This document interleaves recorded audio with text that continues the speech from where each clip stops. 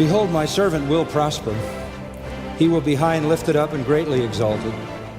Just as many were astonished at you, so his appearance was marred more than any man, and his form more than the sons of men. Thus he will sprinkle or startle many nations.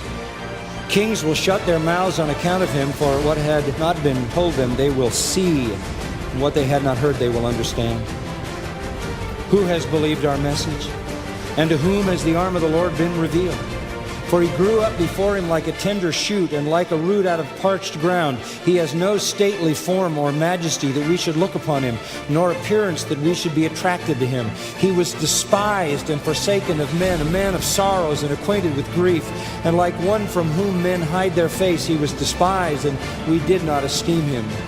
Surely our griefs he himself bore, and our sorrows he carried. Yet we ourselves esteemed him stricken, smitten by God, and afflicted. But he was pierced through for our transgressions. He was crushed for our iniquities.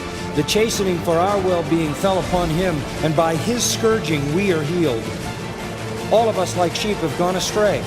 Each of us has turned to his own way, but the Lord has caused the iniquity of us all to fall on him. He was oppressed and he was afflicted, yet he didn't open his mouth. Like a lamb that is led to slaughter, and like a sheep that is silent before its shearers, so he did not open his mouth. By oppression and judgment he was taken away. And as for his generation, who considered that he was cut off out of the land of the living? For the transgression of my people, to whom the stroke was due. His grave was assigned with wicked men, yet he was with a rich man in his death, because he had done no violence, nor was there any deceit in his mouth. But the Lord was pleased to crush him, putting him to grief. If he would render himself as a guilt offering, he will see his offspring.